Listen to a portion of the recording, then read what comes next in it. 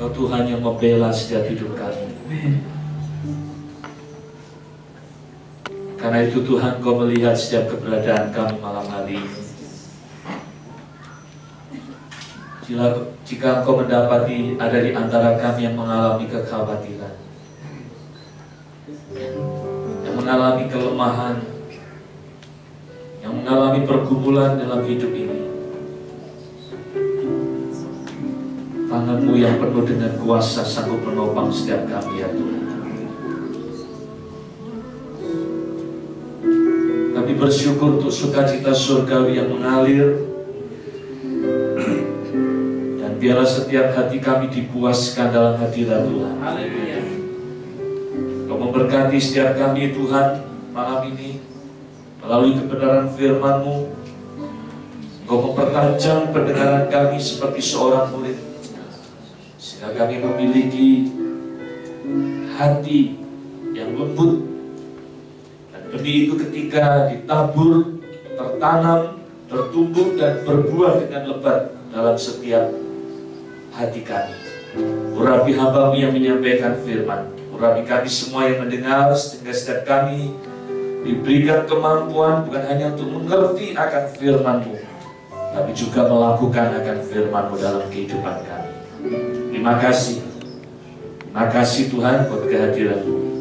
Disambut berkat Tuhan dengan penuh sukacita malam ini, hanya di dalam nama Tuhan Yesus Kristus. Setiap yang percaya berkata amin. Amin. Puji Tuhan. Silakan duduk Bapak Ibu, sudah dikasih Tuhan. Shalom. Selamat sore dan salam sejahtera di dalam kasih Tuhan Yesus Kristus. Pada petang hari ini kita akan bersama buka Alkitab kita dari Kitab Keluaran pasal yang ke-17. Kitab Keluaran pasal yang ke-17 ayat 8 sampai dengan ayat yang ke-16. Satu kisah yang tidak asing dan seringkali kita dengar.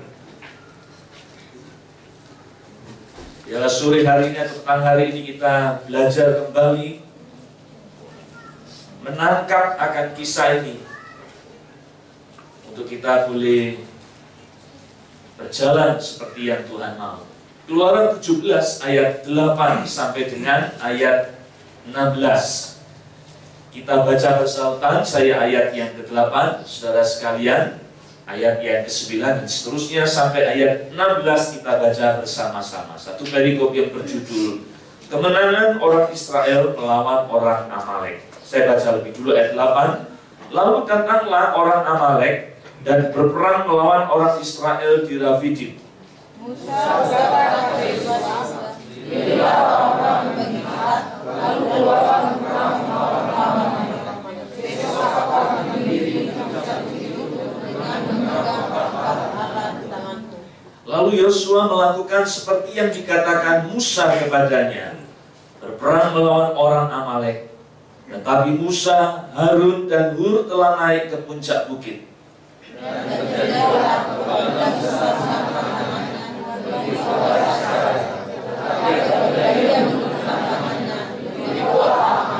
Maka benarlah tangan Musa, sebab itu mereka mengambil sebuah batu, diletakkanlah di bawahnya, supaya ia duduk di atasnya.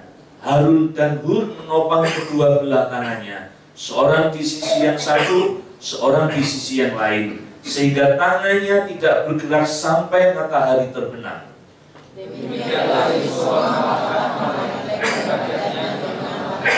Kemudian berfirmanlah Tuhan kepada Musa, "Tuliskanlah semuanya ini dalam sebuah kitab sebagai tanda peringatan, dan ingatkanlah ke telinga Yosua bahwa aku akan menghapuskan sama sekali ingatan kepada Amalek dari kolong langit."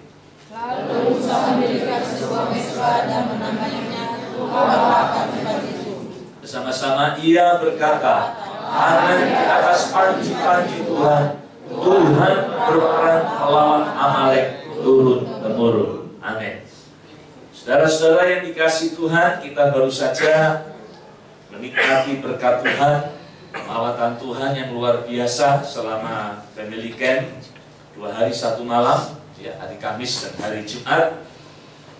Dan biasanya pada saat event seperti itu kita merasakan berkat Tuhan dicurahkan, hadirat Tuhan kita nikmati, keselamatan Roh Kudus menjamah setiap hidup kita, sehingga ada banyak di antara kita pun mengambil keputusan, berkomitmen untuk berubah, untuk mengalami pertobatan di dalam hidup ini.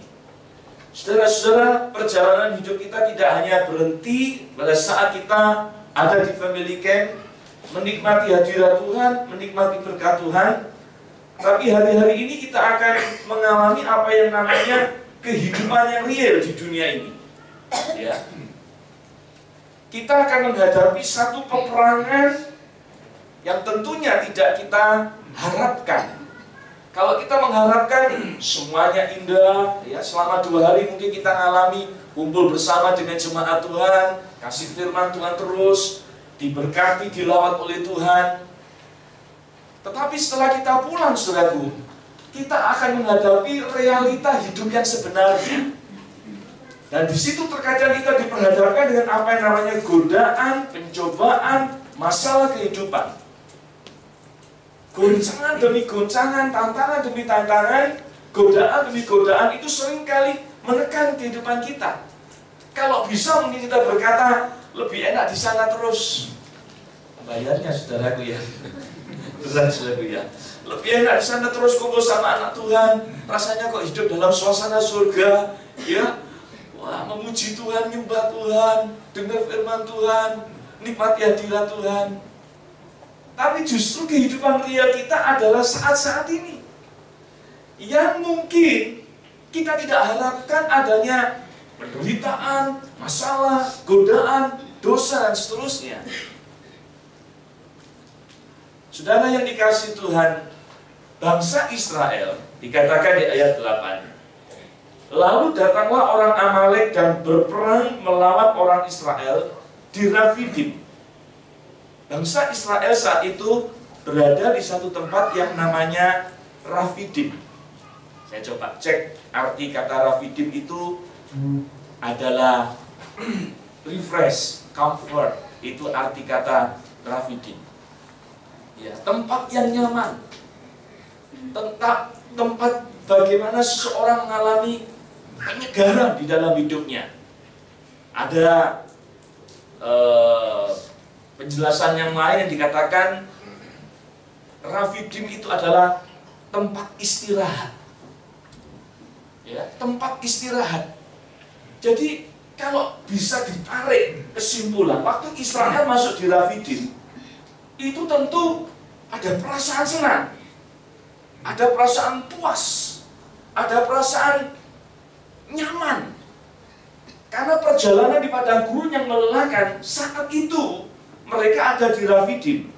Dan ternyata, saudaraku, dalam penjelasan firman Tuhan, komentar saudaraku dikatakan bahwa Rafidim itu tempat perhentian terakhir orang Israel pada perjalanan dari Mesir sampai ke Gunung Sinai. Ya, itu tempat perhentian terakhir orang Israel pada perjalanan dari Mesir melewati padang gurun yang tandus gersang sampai ke Gunung Sinai. Ya, belum nyampe tanah Kanaan, saudaraku, tanah perjanjian. Tapi di Gunung Sinai, di Gunung Allah, ya, mereka sempat menikmati apa yang namanya Rafidim. Kayaknya perjalanan padang gurun yang dilewati begitu ganas, gersang, ada banyak tantangan di dalamnya, udah terlewatkan. Ini tempat yang nyaman, ini tempat yang comfort, ini tempat yang mereka mengalami refresh, mereka mengalami namanya tempat untuk istirahat. Tapi sudah perhatikan, di tempat yang disebut tempat istirahat itu justru orang Amalek menyerang orang Israel. Bayangkan, suatu bangsa yang diperbudak 430 tahun di tanah Mesir, mentalnya masih mental budak. Di padang gurun pun mereka masih suka bersungut-sungut, pengen balik lagi ke Mesir. Ya, kali ini dihadapkan kepada satu bangsa Amalek yang penafsir mengatakan disebut teroris gerilya. Satu bangsa yang tidak segan-segan membunuh, membantai lawannya. Satu bangsa yang sangat kejam sekali. Dan Israel nggak punya pengalaman perang. Ratusan tahun diperbudak. Mereka berpikir, tempat yang nyaman, refresh, bisa istirahat. Tapi nyatanya, musuh datang untuk menyerang. Mungkin sudah alami situasi seperti itu. Wah, tempat yang nyaman, situasi keadaan yang baik, ya, pulang family camp dilawat Tuhan, dijamah oleh Tuhan. Wah, rasanya dekat sekali dengan Tuhan. Ya, selama di sana sudah bisa kumpul dengan anak-anak Tuhan, bisa nikmati firman Tuhan tiap sesi, bisa nikmati lawatan Tuhan. Tapi ketika engkau masuk dalam kehidupan yang real, diperhadapkan dengan tantangan, godaan, masalah, cobaan, wah, itu sesuatu yang menakutkan, yang bisa menyerang kita sewaktu-waktu. Kondisi yang nyaman, kondisi yang segar, tiba-tiba terusik. Israel mungkin berpikir ini tempat yang baik, udah melewati padang gurun. Tetapi nyatanya peperangan harus terjadi. Dari bangsa yang tidak pernah berperang harus berperang. Apa yang dilakukan Musa? Musa berkata kepada Yosua, pilihlah orang-orang bagi kita, lalu keluarlah berperang melawan orang Amalek. Ya. Bukannya takut, bukannya mundur, saudara, tetapi harus menghadapi Amalek. Nah, ternyata kata Amalek itu artinya kekhawatiran. Itu arti kata Amalek, kekhawatiran, kejahatan, penderitaan hidup, masalah. Itu arti kata Amalek. Kekhawatiran, kejahatan, penderitaan hidup, masalah ini bukannya juga menjadi lawan di dalam hidup kita. Saya tidak bicara mengenai peperangan melawan darah dan daging, saudara, melawan musuh yang kelihatan, ya. Tetapi ada peperangan rohani di alam roh yang masih terjadi saat ini.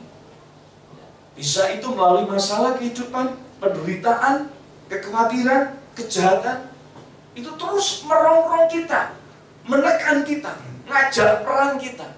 Lah, saudara siap nggak ketika ini harus diperhadapkan di dalam kehidupan nyata kita? Saudara bisa katakan, ditolak dalam nama Yesus, dijauhkan dalam hidupku segala masalah, penderitaan, kejahatan. Di sekitar kita dunia ini makin jahat, makin kejam, makin jahat. Penderitaan hidup makin meningkat. Banyak orang yang putus asa, banyak orang yang khawatir menjalani kehidupan ini. Tidak ada gairah, ya, untuk berjuang. Padahal itu peperangan harus dihadapi. Nah, anak-anak Tuhan yang sadar bahwa peperangan itu harus dihadapi, ya dihadapi.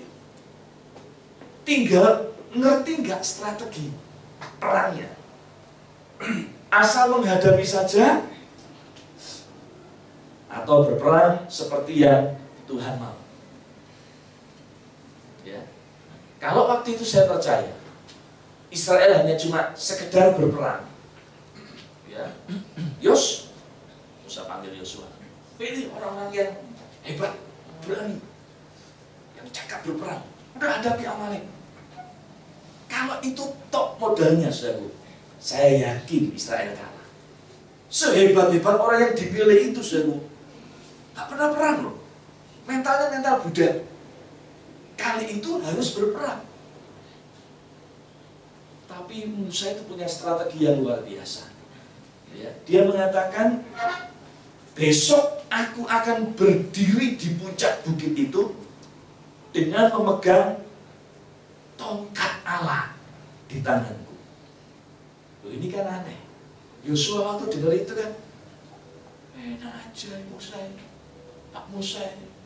Kita disuruh perang, aku disuruh milih orang. Berarti aku yang akan ada di barisan depan peperangan itu dengan orang-orang yang dia pilih. Lah, Musa malah ngacir di bukit. Apakah Yosua protes seperti itu kepada Musa? Ya, tentu tidak. Dia tahu Musa sebagai pemimpin rohani yang nangkap sesuatu dari Tuhan. Waktu Musa melakukan sesuatu, itu berdasarkan perhitungan yang matang. Gak asal dia suruh Yosua pilih orang perang. Dan dia tidak perlu protes. Ngapain kau ada di atas bukit? Kalau perlu kau Pak Musa, di depan dong perang. Kau kan pemimpin. Ya. Jadi komandonya itu ada di kamu Musa. Ya. Bolehlah saya akan mendampingi. Enggak, dia nggak protes. Waktu Musa katakan, aku akan ke bukit, ya, dia nggak jelasin ngapain dia di bukit. Ya. Kamu berperang melawan orang Amalek, besok aku akan berdiri di puncak bukit itu dengan memegang tongkat Allah di tanganku. Bisa jadi orang akan berpikir, apa Musa mau main sindir-sindiran, bawa tongkat segala gitu ya, di atas bukit. Lalu mereka yang lain perang. Atau mungkin mereka juga berpikir jangan-jangan komandonya nanti dari atas. Dia teriak-teriak mungkin sambil nonton peperangan.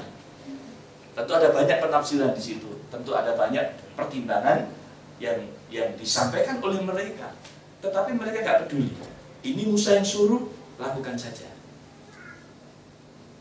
Dan saudara, waktu Musa berkata, aku berdiri di puncak bukit, dia nggak berdiri dengan tangan kosong. Lalu kemudian melipat tangan, bagus, ayo, gitu ya, serbu, serang, gitu ya. Enggak, saudaraku ya. Dia bawa tongkat dan sudah baca tadi, tongkat itu diapakan? Diangkat. Tiap kali diangkat, Israel menang. Ya. Tapi kalau dia capek, itu pertempuran dari pagi sampai matahari terbenam, saudaraku ya. Kalau dia capek, ya, nguang gini terus ya saudaraku ya. Atau mungkin tangan satu nggak tahu, tangan satu saudaraku ya. Capek saudaraku, dia turunkan, Israel kalah. Nah, kan nggak lucu, menang kalah, gitu. Menang kalah gitu ya. Hasilnya apa peperangan? Terus Pak, ya seri menang kalah itu ya. Nah Harun ngerti, wah ini kasihan Pak Musa, katakan Musa mulai penat, ya, saking penatnya dia duduk, tetap kan juga capek tangannya, boleh duduk tapi kan tangannya capek, perlu ditompang oleh Harun dan Hur. Ya, saya tertarik sekali dengan apa yang dilakukan oleh Musa. Dia pegang tongkat Allah, dia angkat, Israel menang. Apa sih tongkat ini? Ya, coba kita bandingkan ya di kitab Keluaran. Sejarah tongkat ini disebut tongkat Allah. Kita lihat di Keluaran pasal yang keempat.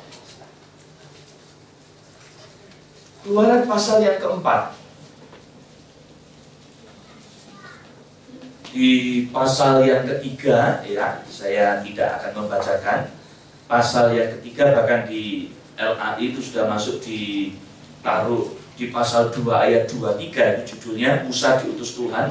Masuk seluruh pasal 3, itu terjadi tanya jawab Tuhan dengan Musa. Tuhan panggil, Musa berkelit berdalih dengan berbagai macam alasan. Pasal 4 masih terus berlanjut, Tuhan panggil sampai tunjukkan tanda, ya. Aku mau dipanggil jadi pemimpin, senjatanya apa? Sampai Tuhan tanya, apa yang ada di tanganmu? Tongkat, lempar tongkat itu. Itu tongkat-tongkat gembala yang biasa Musa pakai untuk menggembalakan. Ya, ketika tongkat itu dilempar ke tanah, dikatakan tongkat itu menjadi ulang. Pasal 4 ayat yang ketiga dan seterusnya.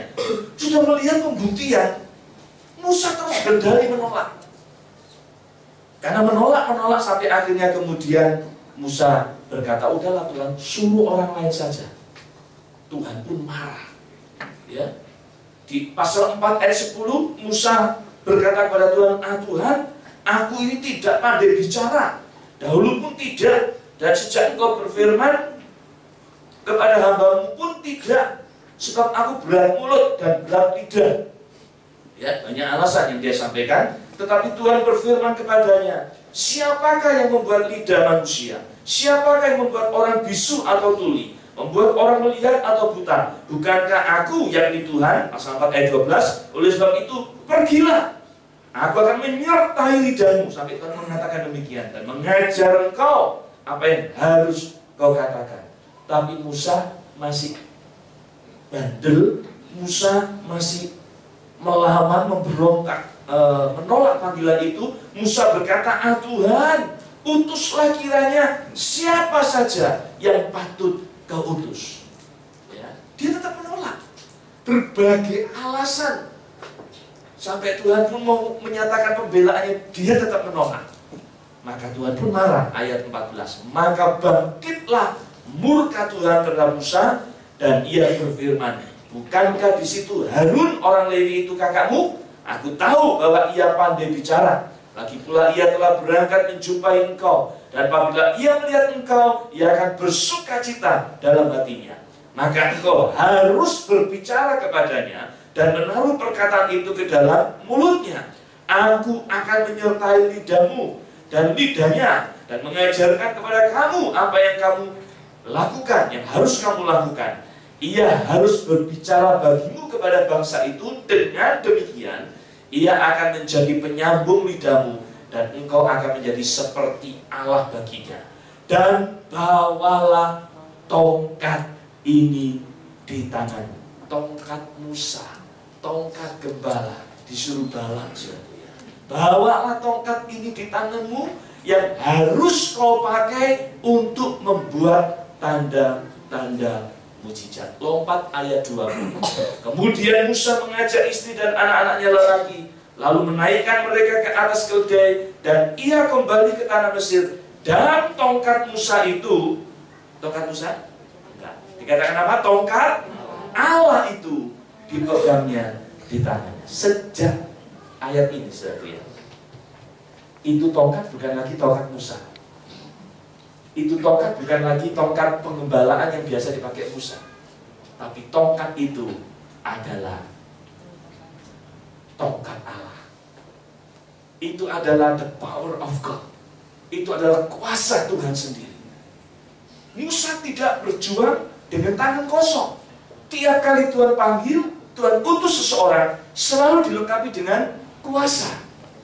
Nah, kuasa itulah yang diperlukan oleh Musa. Karena itulah kemana-mana tongkat Allah ini dia pakai. Dan tongkat yang sama ini juga yang membelah Laut Hebron. Bukan tongkatnya yang sakti, tapi Tuhannya yang dahsyat. Nah, ini asal-usul yang disebut dengan tongkat Allah. Di bacaan kita tadi, Keluaran 17 ayat 9, dikatakan juga Musa, dikatakan aku berdiri di puncak bukit itu dengan memegang tongkat Allah di tanganku. Saudara berperang, saudara menghadapi tantangan, masalah, penderitaan, kekhawatiran, kejahatan hidup. Tidak bisa dengan tangan kosong, tidak bisa dengan kekuatan sendiri. Tapi saudara butuh tongkat Allah. Saudara butuh kuasa Tuhan. Ya, peperangan rohani tidak bisa menggunakan kekuatan jasmani, senjata-senjata yang ada di dunia ini. Karena kita sedang berperang dalam alam roh. Masalah itu netral. Penderitaan hidup itu netral. Tapi kadangkala ada orang menghadapi masalah. Masalah itu menjadi satu kekuatan yang menakutkan di dalam hidupnya. Apalagi kalau ditunggangi oleh kuasa jahat, ya. Lalu kemudian orang menghadapi masalah nggak kuat, putus asa, cari dukun orang pinter, pengen bunuh diri dan seterusnya, ya. Itu berarti masalah ini udah nggak netral lagi. Ini masalah menjadi musuh yang serius, yang bisa hancurkan iman kita, yang bisa hancurkan kehidupan rohani kita. Nah, kalau dalam situasi seperti ini, kuasa apa yang kau bawa? Kalau bukan kuasa Tuhan, nggak akan mampu. Makanya Musa ngerti rahasia ini. Aku akan berdiri di puncak bukit dan memegang tongkat Allah. Makanya di ayat 11, kembali ya, Keluaran 17 ayat 11, ketika perang terjadi Israel melawan Amalek, ayat 11, dan terjadilah apabila Musa mengangkat tangannya, lebih kuatlah Israel, tetapi apabila ia menurunkan tangannya, lebih kuatlah Amalek. Ya, karena itu ayat 12, lama-kelamaan Musa merasa penat, ya, tangannya penat. Sebab itu mereka mengambil sebuah batu, diletakkanlah di bawahnya supaya ia duduk di atasnya. Harun dan Hur menopang kedua belah tangannya, seorang di sisi yang satu, seorang di sisi yang lain, sehingga tangannya tidak bergerak sampai matahari terbenam. Nah, demikianlah Yosua mengalahkan Amalek dan rakyatnya dengan mata pedang. Kemenangan dari pihak siapa? Israel atau Amalek akhirnya? Israel. Yang buat Israel menang siapa? Ya, Tuhan. Jawabannya memang Tuhan. Kalau di ayat-ayat terakhir nanti Tuhan ya. Tuhanlah maji-majiku ya. Adonai Nisi, Jehovah Nisi ya. Tapi Tuhan pakai siapa saja? Musa, Harun dan Hur. Ikut ambil loh Harun Hur. Kalau Harun dan Hur tidak ikut menopang, waduh, Musa penat, tangannya lelah, capek, dia turunkan, Israel kalah. Musa ikut andil, Harun dan Hur ikut andil. Siapa lagi? Yosua sebagai pemimpin di dalam peperangan itu. Siapa lagi? Prajurit tentara Israel pilihan yang maju dalam peperangan. Semuanya berfungsi dengan baik.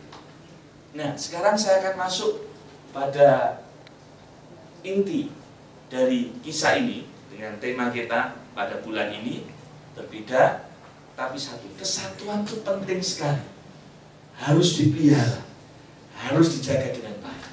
Kita sudah dengar firman Tuhan di minggu awal ya, dan beberapa minggu yang lalu, saudaraku, hamba-hamba Tuhan sudah melengkapi tema 1 Korintus 12 ini.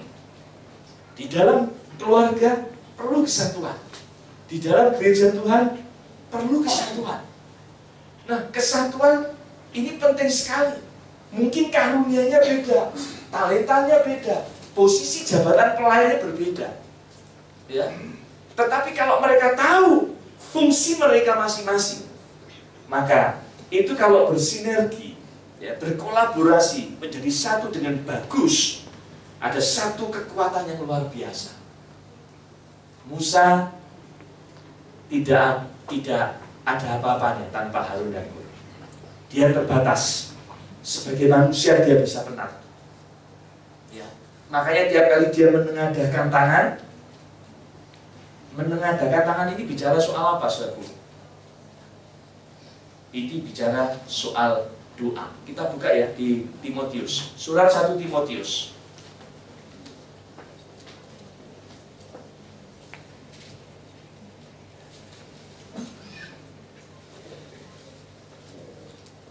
Satu Timotius pasal 2 ayat 8. 1 Timotius pasal 2 ayat 8. Oleh karena itu aku ingin supaya di mana-mana orang laki-laki berdoa dengan menadahkan tangan yang suci, tanpa marah dan tanpa perselisihan. Jadi menadahkan tangan, ya, mengangkat tangan itu bicara mengenai doa. Saya percaya waktu itu Musa berdoa. Dia menyembah Tuhan. Dia berdoa minta kekuatan dari Tuhan. Dia minta pembelaan dari Tuhan untuk peperangan itu. Bukan cuma gaya-gayaan gitu, saudara ya. Wah, kelihatan supaya dia di atas bukit biar keren, gaya, lalu angkat tangan. Enggak. Dia berdoa. Dan ini kekuatan yang luar biasa, ya. Kadang kan kita iri ya, enak lo ya jadi pemimpin rohani, gembala jemaat kek, atau penatua, atau diaken, atau PKS, ya, atau dalam satu ketua panitia, dalam kepanitiaan ada ketuanya, enak ya jadi ketua cuma main perintah-perintah aja, ya. Yang kerja itu jungkir balik anak buahnya, gitu ya. Dan walaupun saya tidak masuk dalam kepanitiaan, tapi kan saya meneropong panitia itu, melihat satu persatu sudah berfungsi atau tidak. Ya. Pak Penatua Erwin ini jadi seksi perlengkapan. Sebelum berangkat sampai selesai pun saya perhatikan montan-manting, ngangkat-ngangkat, yang nyiapin ini itu, ya. Nggak bisa Pak Erwin kemudian saya penatua disuruh ngangkat-ngangkat gitu ya. Enak aja Pak Yotam, ketua main perintah misalnya begitu ya. Atau mungkin Pak Erwin iri sama pendoanya. Enak seksi doa, cuma berdoa tok, ya, nggak bantu. Saya jungkir balik angkat-angkat, ya. Yang lainnya seksi acara nggak bantu saya kerja sendiri. Mungkin ada yang lain ikut kerja, ikut bantu juga ya, sama-sama melayani. Nggak bisa, saudaraku. Waktu panitia sudah ditetapkan posisinya ini, jabatannya ini, ya, di bidang apa engkau melayani, udah ikuti aja. Ya, kita punya porsi masing-masing. Ya. Ada kalanya Pak Erwin ada di depan jadi imam, buka khotbah nggak tadi. Ada kalanya jadi pengkhotbah, pembicara. Tapi ada kalanya harus jadi apa?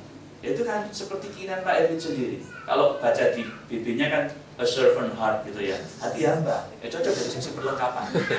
Hatinya hati hamba. Ini nanti Natal diangkat lagi jadi seksi perlengkapan Pak. Hatinya hati hamba. Gitu ya. Tapi kalau Anda punya hati hamba kan enak aja. Lu suruh aku angkat-angkat, apa ini kuli kacungmu gitu ya. Bisa marah-marah sudah ya. Tapi waktu udah ditetapkan dan dia kan siap dari sesi acara, siap dari sesi doa, siap dari sesi perlengkapan, siap dari sesi konsul. Ya udah, lakukan. Nggak perlu saudara iri dengan yang lain. Komplain yang lain enak, panitia yang lain nggak kerja keras, yang banting tulang saya. Kalau waktu itu saudaraku, Yosua protes, bisa dia protes. Kalau waktu itu prajurit orang-orang pilihan yang perang protes, bisa protes sama Musa. Enak aja. Harun dan Hur apalagi nggak perang, cuma kerjanya megangi tangannya Musa. Kita ini keringetan berjam-jam, ya, sepanjang hari perang. Harun, Hur, enak aja. Mungkin sambil ngangkat tangannya Musa, ya, kalau gue pengen gatel atau gitu ya, gatel ya, mobil-mobil gitu sedikit-sedikit ya. Yang penting fungsinya jalan lah saudara ya. Cokoti nyamuk, kita semut gitu ya, udahlah mungkin ya itu tafsiran bebas saudara ya. Tapi yang perang nggak bisa terus berhenti dulu ya, santai, minum dulu ya, di break ya. Ini ada kan Piala Presiden water break gitu ya. Ini aneh lagi, pertandingan 45 menit, menit ke 30 di break gitu. Minum-minum 3 menit, lanjut lagi 15 menit, 45 menit baru babak pertama gitu ya. Nggak tahu di luar negeri apa ada ya water break seperti di Indonesia itu, karena katanya alasannya lama nggak main sepak bola, nah, di Piala Presiden diberlakukan water break gitu ya. Jadi tiap 30 menit babak pertama maupun babak yang kedua itu di break 3 menit. Suruh minum, time out gitu ya, basket gitu ya. Wah, lain kali lama-lama mungkin sepak bola kayak basket gitu ya. 10 menit time out gitu ya. Break dulu, minum dulu gitu ya. Nah, di Indonesia atau di luar negeri ada enggak aturan seperti itu? Enggak bisa itu. Oh, ya, prajuritnya perang itu kemudian wah, break. Ya, minta minum dulu. Ya udah perang. Ya. Enggak bisa mereka protes sama Musa, enggak bisa mereka protes dengan Harun dan Hur. Ya udah. Mereka berfungsi masing-masing. Ya, Yosua berfungsi, tentara pilihan, orang-orang pilihan berfungsi, Musa berfungsi, Harun dan Hur berfungsi, karena mereka satu tim, kesatuan tim, berbeda-beda mungkin satu dengan yang lain, ya. Tetapi ketika mereka disatukan, ada satu kekompakan yang indah, ada kekuatan yang luar biasa. Di gereja Tuhan pun juga seperti itu. Kalau semua jadi pengkhotbah, nggak ada pendoanya, saudara ya, wah susah juga. Atau semua jadi pendoa, nggak ada yang khotbah, nggak ada yang karunia lain, juga pincang. Semuanya diberi oleh Tuhan karunia yang berbeda untuk melengkapi satu dengan yang lain. Jadi indah. Ya, mari kita belajar menangkap kebenaran ini, supaya ada kesatuan. Di mana ada kesatuan, ada kemenangan.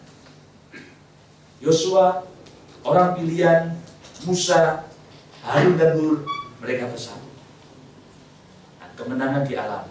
Dan jangan lupa, ketika mereka berhasil, mereka meraih kemenangan, tidak ada satupun di antara mereka berkata, ini karena aku yang perang. Musa dia bilang, oh karena aku yang angkat tangan, kalau aku udah angkat tangan kamu yang kalah nanti. Nah mungkin kemudian Harun Hur bisa protes, oh jangan gitu Musa, kalau nggak ada kami Harun dan Hur, nopang kamu, gak kuat kamu. Ya. Tapi mereka sadar bahwa semua kemenangan yang diraih itu sumbernya dari siapa? Sumbernya dari Tuhan. Makanya Musa mendirikan sebuah mezbah dan menamainya Tuhanlah panji-panjiku. Jehovah Nisi, Adonai Nisi. Tuhanlah panji-panjiku. Tangan di atas panji-panji Tuhan. Tuhan berperang melawan Amalek turun-temurun. Mereka sadar bahwa kemenangan itu datang dari pihak Tuhan. Bukan karena Musa, bukan karena Harun, bukan karena Yosua, bukan karena tentara pilihan, tetapi karena Tuhan yang campur tangan. Kalau gereja berkembang, bertumbuh dengan baik, panitia boleh berhasil, pemilikan berjalan dengan baik, semuanya lancar, tidak ada satupun yang berpegang. Oh karena saya tidak. Tapi ini karena berkat Tuhan, anugerah Tuhan yang berlimpah. Kalau rumah tanggamu diberkati Tuhan, seluruh anggota keluarga bisa rukun bersama, harmoni, dan hidup dalam pemeliharaan Tuhan. Gak boleh seorang bapak mengatakan, bapaknya aku pemimpin, ibu bisa protes, kalau nggak ada aku, siapa yang ngurus rumah? Ya. Jadi semua sudah punya porsi masing-masing. Dalam gereja Tuhan pun begitu. Wah ini gereja berkembang karena saya gembalanya, karena saya majelisnya, nggak bisa. Kalau nggak ada pendoa, kalau nggak ada jemaat yang ikut pelayanan, ya nggak akan berjalan dengan baik. Semua terlibat, berfungsi masing-masing sesuai dengan fungsinya. Ketika berkolaborasi dengan baik, tidak ada satupun yang memegahkan diri. Semuanya dipersembahkan untuk kemuliaan Tuhan. Nama Tuhan ditinggikan, nama Tuhan dimuliakan. Kita melihat kemenangan itu dari pihak Tuhan.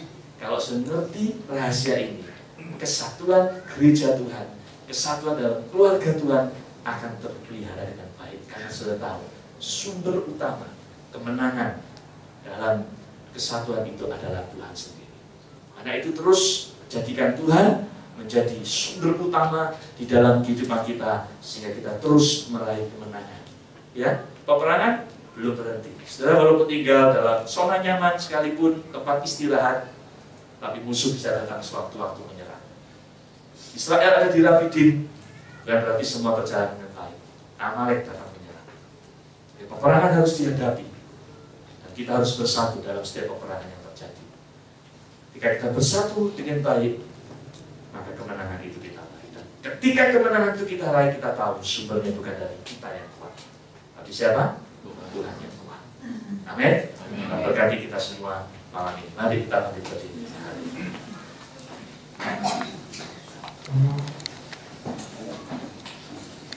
Satu-satunya yang kuandalkan, satu-satunya yang ku percaya,